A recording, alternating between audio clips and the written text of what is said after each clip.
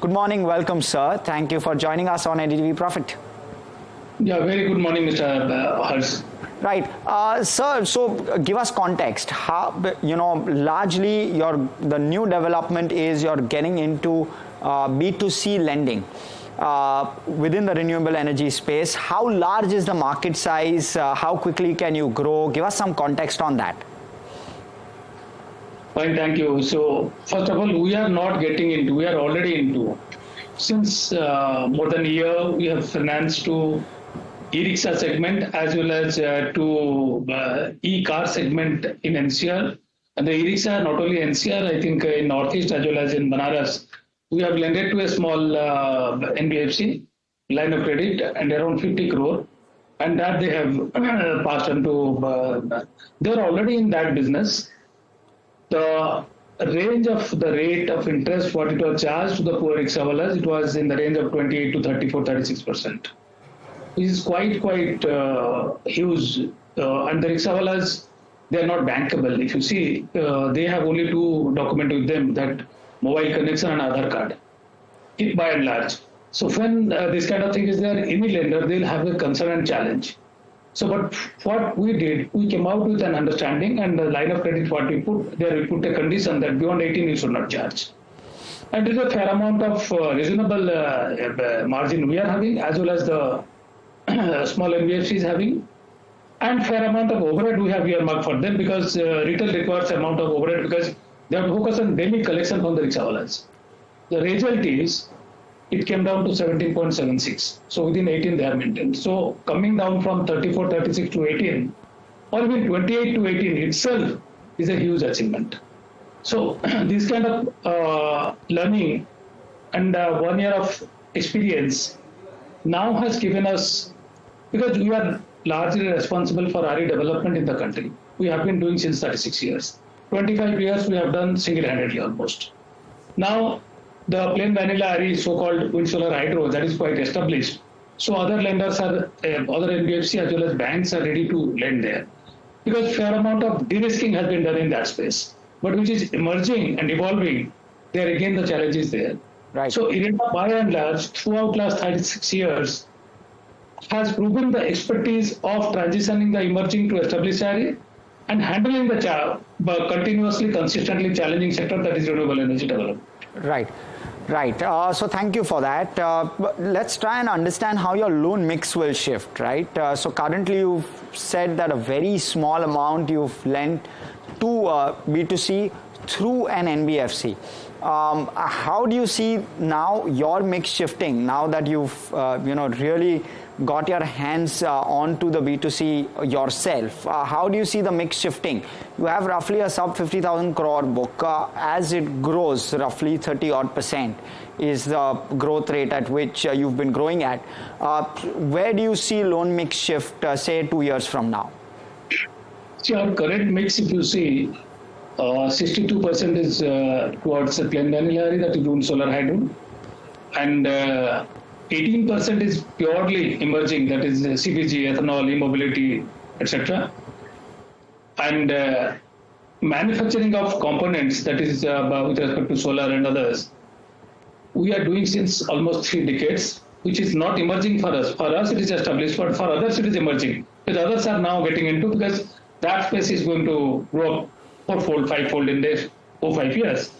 So in this retail, primarily we are looking at Kusum and rooftop solar. That is having roughly about 1 lakh crores of business size opportunity. See, Kusum is a scheme which is for farmers. Farmers are our feeders. They need to be brought into the mainstream, at least giving some pie of the RE development as well as RE contribution in their journey. And agriculture is the largest contributor to our GDP. So we need to be more responsible. And today our portfolio, if you see, retail we are having hardly some 50 and odd crores. Right. It's a very negligible. But we are successful there. And what retail requires is you need to have digitization and fully automated system and constant and close review monitoring. Right.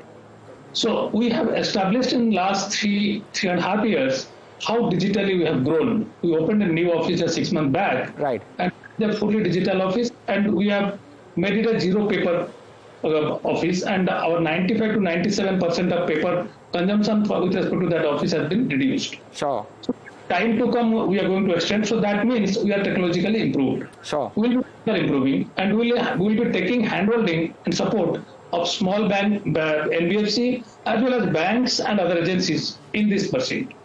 Sure. So sir, again, you've highlighted the market size.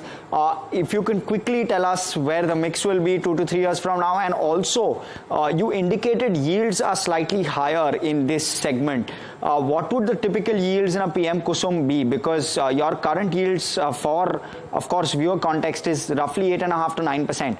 So where would therefore would this actually aid your yields is what I'm trying to understand directionally. So one on the mix and two on yields, if you can.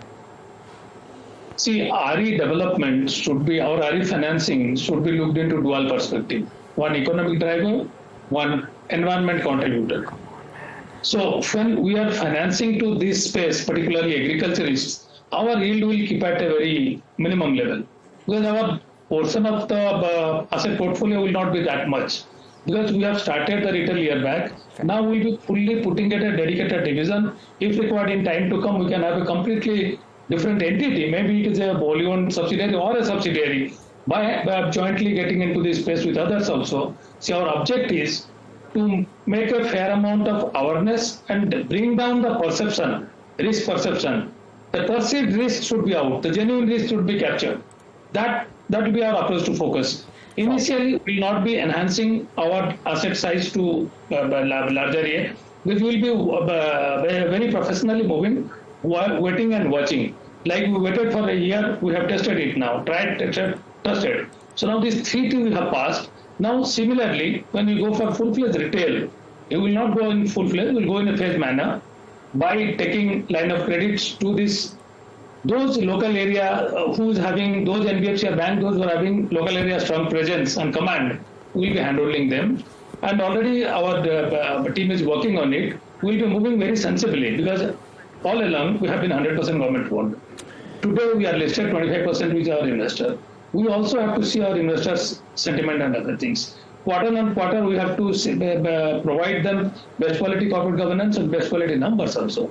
So therefore, we ensure asset quality and best quality corporate governance, digitization and ease of doing business in place, in line with Government of India's mandate to us. Right. Thank you so much, Mr. Das, for all of that perspective. Of course, IREDA in focus, 20% up yesterday, 14.5% up today. It's been a stellar listing, especially for shareholders who have held shares through the IPO, or rather got allotment and thereafter continued to hold. Thank you so much, sir, for that perspective. No, I'll take 1 minute. If you ask me honestly, we are more happy, not because of our share price, because share price may go up, may go down. It all depends on the perception and sentiment in addition to the fundamentals. Sure. We are responsible to give the fundamentals. And changing perception, another thing, it is all a very complex thing. But we are quite happy that public by and large is having fair amount of awareness and respect and trust to IREDA and the management of IREDA, as well as MNRE, because MNRE is driving us. So be it Honorable Secretary, be it Honorable Minister, and ultimately head of our governance, Honorable Prime Minister, who are very particular and committed towards RE development. Sure. So look at, have the trust and confidence of investing in the era of disinvestment between March 22. Right. And then now our new investors, they are also having a trust. Right. So now more responsible. We have to be more responsible. Right. Right. Well, okay. That's the management of IREDA talking to us. Harsh, thank you so much for taking us through that conversation. Of course, we'll continue to keep an eye on that one. A lot of strength there. But on that note, we've completely run out of time. On this show, it's a wrap. But don't go anywhere. Lost my lined up. Stay tuned to NDTV Profit.